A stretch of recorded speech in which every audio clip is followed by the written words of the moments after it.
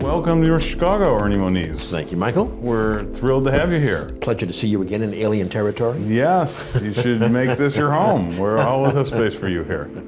I thought I would just ask by maybe a little personal history. Not everyone knows, and I don't know.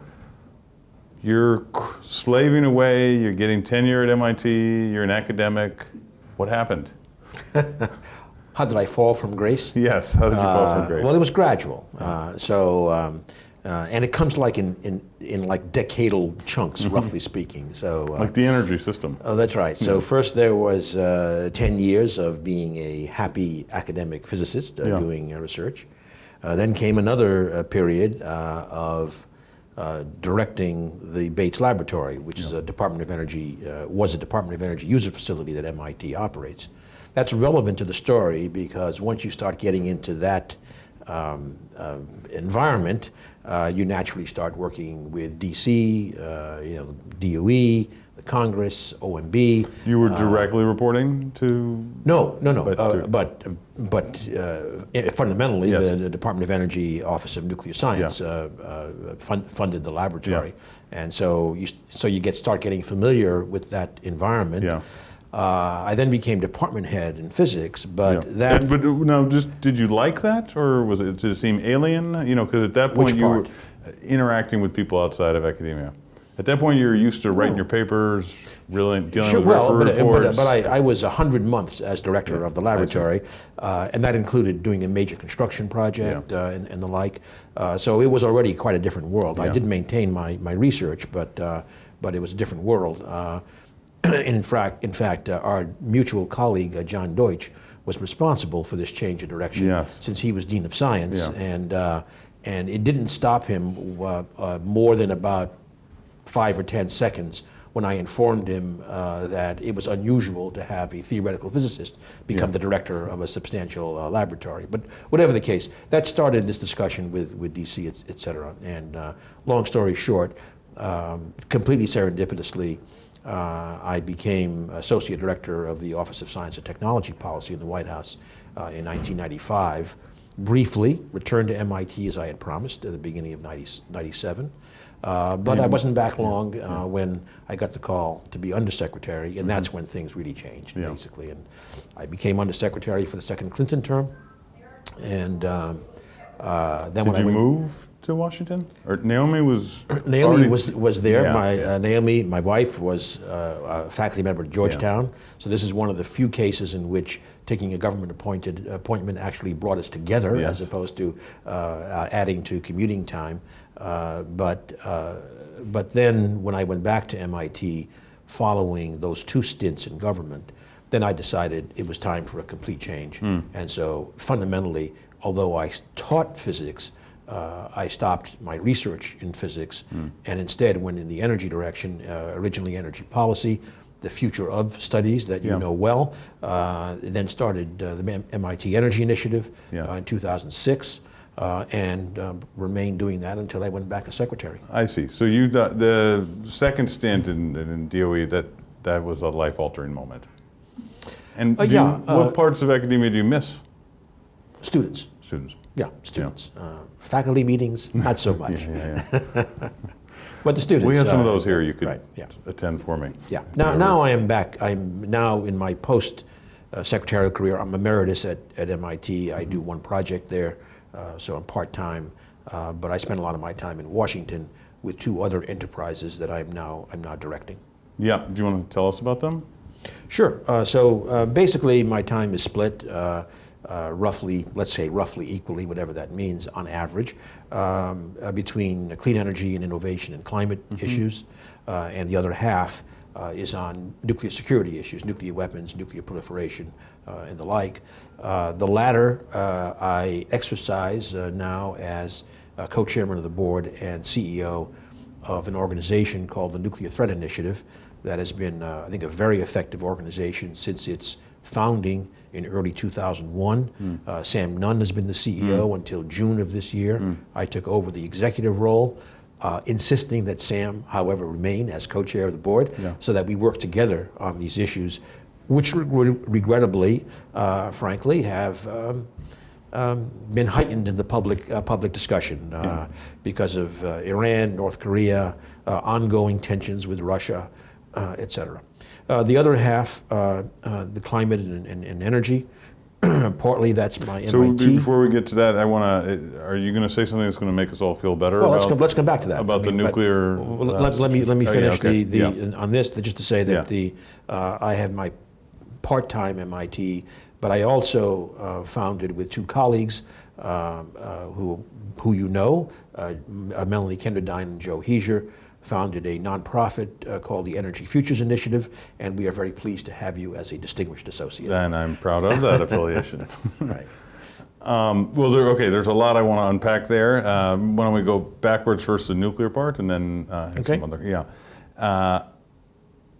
So we're here today to celebrate the University of Chicago's role dating back 75 years in development of use of nuclear energy, and the world doesn't look very safe to someone who doesn't participate in that part of the world very much. I wondered if you had any thoughts on how things look, particularly, I guess, with North Korea as being prime target these days. Well, first of all, let me say, with regard to the event here today at the University of Chicago, celebrating Fermi's achievement in sustaining a nuclear chain reaction, I think it's worth, first of all, putting that in the context of the overall Manhattan Project, which, as a project, is one of the most remarkable periods of science, technology, and organizational excellence being brought together in an incredibly short time. Everything from the Chicago Pile to Los Alamos, to literally building new cities to produce uranium and plutonium, et cetera. Incredible. It's interesting, all of those activities, but one, were, if you like, singularly focused on producing a bomb. The exception is what Fermi did, in the sense that it clearly had the dual nature of both being a critical step, I guess critical is a pun there, a critical step on the way to the success of the Manhattan Project, but also clearly opened up the possibility of beneficial applications. And so today, I think we are seeing both sides of that coin. On the beneficial applications, for example, there's no doubt that as we look at climate change, I think you would agree that the two immutable major contributors to any success in addressing climate risk are improvement on the demand side and essentially a carbon-free electricity system. That's where nuclear power has come in. It's been the dominant source of carbon-free energy in the United States. So that's one aspect of its positive. Of course, nuclear medicine, another enormous product of nuclear technology. However, we also have the security side and the intersection of those two. So today, I'm sorry to say that I would say the probability, I didn't say it's high, but nevertheless, the probability of use of a nuclear weapon, I think, is higher today than it has been since the Cuban Missile Crisis. And North Korea is, as you said, very much in the news, but there are issues of the U.S. or NATO-Russia interface at a time of Russian isolation. For obvious reasons, Ukraine to election meddling, but nevertheless, Russia and the United States are the only truly mutual existential threats in the nuclear realm. Iran, Pakistan, India, another terrorists getting hold of these materials are all risks. Is the technology so well understood that if a terrorist got hold of some form of the technology, they would be able to construct a weapon? Given a little time, and a very crude weapon, which would depend upon getting a lot of material. But for a crude weapon, and if you have a lot of material, so I don't mean the relatively small number of kilograms that a nuclear weapon state might need, but it is credible. Although, if we're going to talk about terrorists, I really do want to raise the so-called dirty bomb issue, where it's hard for me to understand how luck has carried us through without a dirty bomb, because medical radioactive sources are all over the place. Cesium-137 is a source for blood irradiation, every blood bank, hospitals, and cesium-137 unfortunately comes in a highly usable form for such dispersal. There was an article this summer, the New York Times, when ISIS was removed from Mosul, that there were 2 very, very large cobalt-60 sources there for cancer treatment, and for whatever reason they either didn't find them, they didn't use them, they didn't know how, whatever, but these sources are all over the place, medical, but not only medical, for example, oil well logging and many applications. So for the terrorists, it's a much lower damage, but much higher probability for a dirty bomb. In terms of nation states, to me, the big risk is miscalculation. I don't think any state that has a nuclear weapon really wants to use it.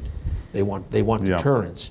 But you can have miscalculations. It is well known. We see it all the time, in many settings, certainly. But it's well known in the open literature that we have had the situations ripe for miscalculation, and only through kind of semi-miracles did we avoid a very, very bad outcome. And today, by the way, another thing that at NTI we are working on is now the new threats in terms of the command and control structure of nuclear weapons from cybersecurity. It isn't cybersecurity necessarily to shoot off a weapon, but cybersecurity to interfere with the monitoring devices that we have to see if we're getting shot at. And that wouldn't have to be the obvious adversary. A third party could decide, oh, here's a way to kill 2 birds with 1 stone, roughly speaking. So anyway, there's a lot of new threats that we are aware of and certainly working hard to mitigate.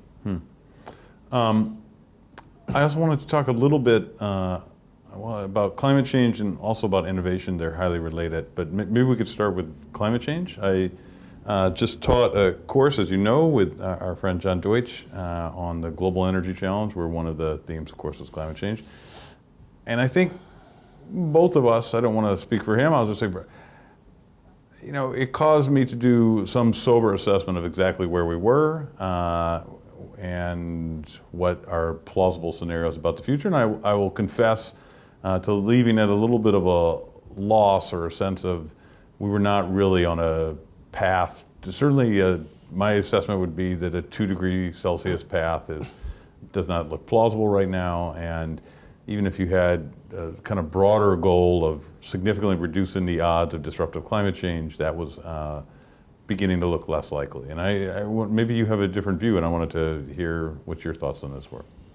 No, I would start by saying the 2-degree goal it does not violate the laws of physics that we could achieve this. Yes. And many of the tools are there in principle. I do think that, I'll come back to that, but as an aside, I do think that to achieve a aggressive goal in terms of global warming and then the implications for the climate, to do so, I believe we will need more than what we see on the table right now, like, better solar, better this. Absolutely. We need that, but we're also going to need some form of very large-scale carbon management to get there. And we are just barely scratching the surface of that. Okay, so I wanted to dive into that. So by that, go ahead. No, go ahead. Yeah, sorry. Going back, I think the 2 degrees clearly is very, very hard, and it isn't technology and science that leads one to say it's hard to see your way through to getting there, given the global requirements. Isn't this the part where you're supposed to say the deep insights of economics are what help us understand it? That why 2 degrees is so difficult. You mean the dismal science? Yes. Right. But I think what's very important, I have to say that I have issues. One understands the importance and the merits of having a relatively simple goal like 2 degrees. Yes. But I also understand the drawbacks of having such a simple metric. It's more complicated, as you well know, number one. And number two, you hope it doesn't discourage us from the perspective that it's important to do as well as we can. Yeah. And we have to do a lot better than the trajectory that we would be on without making strong efforts. Maybe it gets us to 2 degrees, maybe it doesn't. But 3 degrees is a lot better than 6 degrees, et cetera. And so I just think we have to push more and more. I believe the likely impacts, more extreme storms, things we're seeing, drought, you name it, bark beetle vectors eating the trees and not far from the place I go in Colorado. All of these will, I think, increasingly attract not just the public's attention, but the willingness to take action. Now, the longer we wait, as you know, the more the inertia carries us to more and more impact, more and more need for adaptation. I believe people will also begin to see the extraordinary expense of adaptation. And so I think this will come together. Whether they come together fast enough for that goal is hard to see.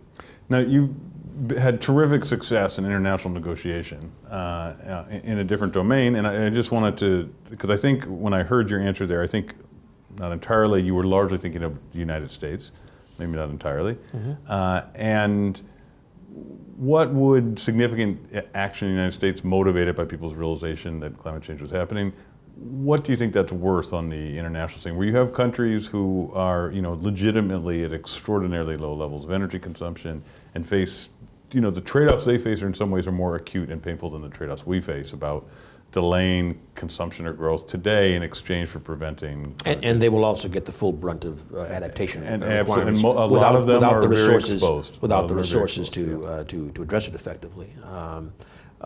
Look, the way I see it is that, well, first of all, the question about what U.S. actions would or would not do. I think by far the single most important event that got us to Paris was the November 2014 joint press conference of President Obama and President Xi. So it was the fact that the two largest economies, agree, yes. One industrialized, one an emerging economy. It was a game changer. One an emerging largest economy in the world was a complete game changer.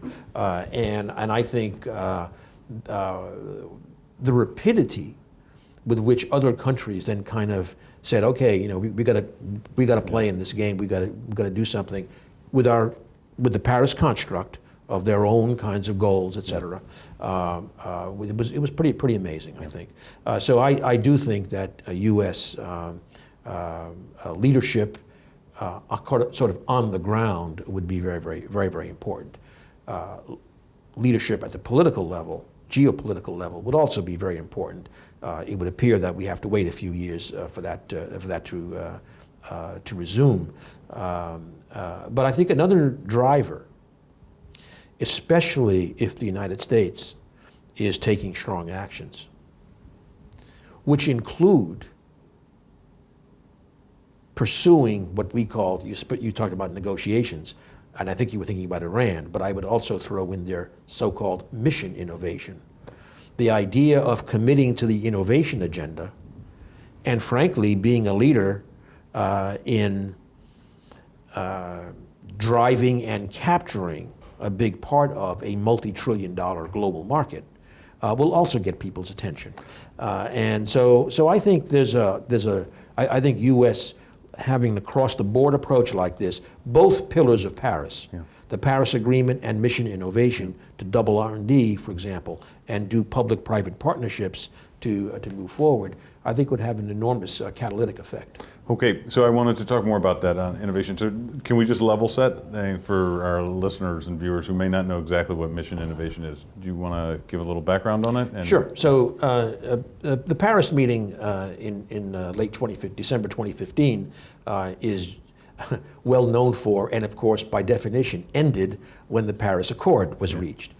But the very first day of the meeting was the day in which national leaders came. And President Obama and 19 other leaders stood on the stage in Paris and pledged to at least strive to double the innovation budget, the clean energy R&D budget, over a 5-year ramp-up period. And those 20 countries represented about 85% of the R&D spending by governments worldwide. Maybe of emissions too. Maybe of emissions too. And comparable, Yeah. probably a little bit less, but Yeah. comparable in emissions.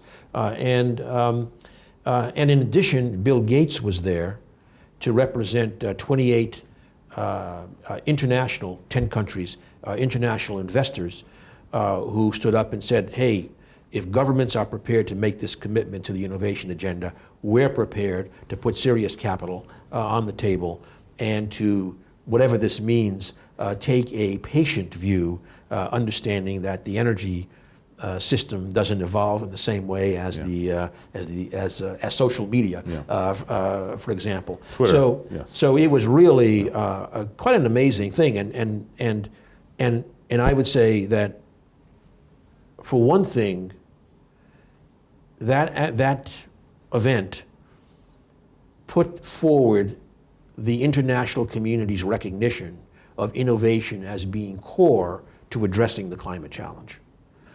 Secondly, in the United States, in the Obama administration, we put forward a budget within the budget caps that put us on that trajectory. Now, that did not get put into law. And right now, unfortunately, it's a fact that the administration's budget proposal to Congress confused where the factor of 2 should go, numerator or denominator. Now, I don't think Congress is going to follow that suggestion of a major slash of the innovation budget, but it certainly suggests we're not going to get the kind of increase we want. The private sector is still moving forward. Lots of new activity there. But can they move forward with what force can they move forward without government funding of basic R&D and without clear price signals? No, I think it's clear that the government R&D government is a major player in this. Again, I think what's going to happen is that the budget, it's not going to go away, but I think it's going to be relatively static in terms of scale. So now the question is, how is it spent? And if I talk about the Department of Energy, I also like to think temporally. Innovation has different faces. If you're talking about innovation for scaling something within a decade, if you're talking about the intermediate time where you can get a new technology and bring it up and do an IPO and then begin to scale it, takes a bit longer. And then, of course, in the long term, like we mentioned earlier, something like large-scale carbon management.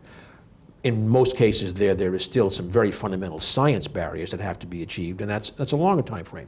But we need them all. And if I take the Department of Energy, for example, I'll give you an example of each of those epochs. In the first epoch, I would put the loan program. Very successful by many measures. It really kick-started completely the utility-scale solar business, now, for example. So let me say, very successful by measures that economists would appreciate, but in terms of internal rate of return and things like that. But there were isolated examples that caught the political spear's eye, and so how? Sure. But that's like So that seemed like a fundamental problem. So why can't the public use the same IRR that I would like them to use? Well, and in addition to IRR, I'll give you another very simple a metric that economists can understand. Thank you for talking down in ways that I can understand. The losses in the portfolio to the taxpayer are about $850 million. The majority of which was one loss, the famous Solyndra case. The interest paid to the Treasury so far is $2 billion. No, I understand. That's exactly my point. The IRR returns look great. Yeah. So what I'm saying, there's very simple Yeah. metrics there, and it's got to be a portfolio valuation. So obviously some failed. In fact, I think, as you well know, the Congress put aside $10 billion as a loss fund, and it's only $850 million. I'm worried that we were being too conservative, and partly it was the political pushback on Solyndra made people be much more restrained. That program has got $40 billion of remaining authority. What I would like to see, instead of a knee-jerk reaction to get rid of it, maybe because it was created in the Obama, it wasn't actually created, it was actually created in the Bush administration, exercised in the Obama administration. That, for example, here's an idea. The president wants to do energy infrastructure. The president also said, I think I'm quoting him in the campaign, I love debt. Yes. Here's the perfect program. We're making policy here's some epic podcast. Here's some debt financing that requires no congressional approval for energy infrastructure. Yes. No, that's right. And $40 billion of debt financing might leverage $100 billion of energy infrastructure. That's a pretty good down payment on the overall infrastructure goals of the president. So that was the near-term epic. I won't go into so much detail, but for the midterm, I would put a program like ARPAE. Again, by all the intermediate metrics, extremely successful. Lots of startup companies, lots of private capital attracted as follow-on investments. Can I just express a frustration about ARPAE? Everyone loves ARPAE. There's kind of bipartisan support about ARPAE. But what I don't understand is the amount of money is ridiculously small, particularly relative to the size of the problem. So I want people's love to show up in the bottom line. And is there a path to that? Look, first of all, the track record is very good. No, first of all, so the budget now is around $300 million, roughly. The original idea, as put forward by the National Academy in 2005, was it should be a $1 billion program. That tripling is exactly the number that's been talked about for a long time by the American Energy Innovation Council, CEOs of big companies. ARPAE has certainly done everything to earn that kind of a path. Look, all I can say is that, actually, Secretary Perry at DOE in early March put out a quite correct tweet, I assume after being briefed on the program, in saying, this is exactly what we need more of. That was maybe a week before the OMB put out their first budget proposal to zero the program, that he was asking for more. So a little bit of a disconnect, obviously. But what did Congress do? Congress gave ARPAE a 5% increase in response to that administration budget for zero. So that's encouraging that, as you said, there is a fundamental change, support, but finding the extra money is always hard. But that's what priorities should be about, and I think ARPAE deserves that kind of high priority. So that's the kind of program that's very important for what I would call the possibility of some scaling of technologies, maybe in the 2025, 2035 timeframe. Then you have the long term, where, as I say, now you're going to talk about carbon management. Well, things like large scale carbon management. Well, so first of all, so let's level set. What do you mean by that? And so large scale carbon management can be anything from the relatively straightforward large scale sequestration of carbon dioxide underground, from straight out of coal plants, capturing it from coal plants, or maybe even more industrial plants, but the scale isn't fully appreciated. So if you take a 1,000 megawatts of coal plant and you capture 90% of the CO2 for 50 years, let's say life of the plant, and you put that CO2 underground and it forms a reservoir, that reservoir would be equivalent to 2 billion barrels from 1,000 megawatt.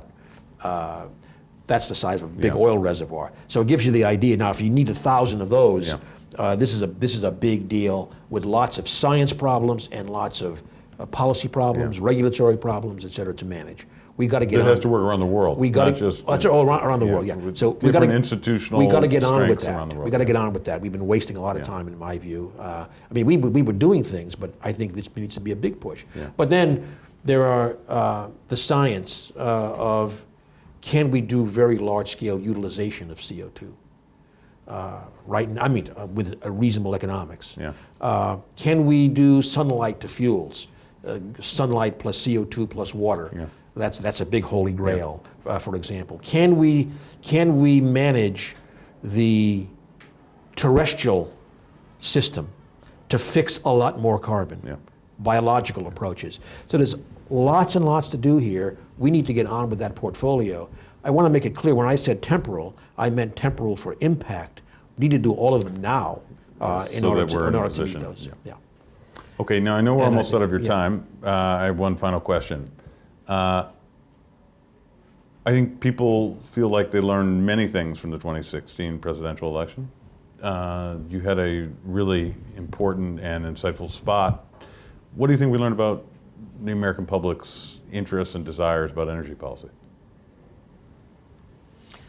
I'm not sure there was an awful lot to learn, to be honest, from the election itself. I think the election turned on very, very different factors in terms of long-standing social challenges and inequalities that need to be addressed.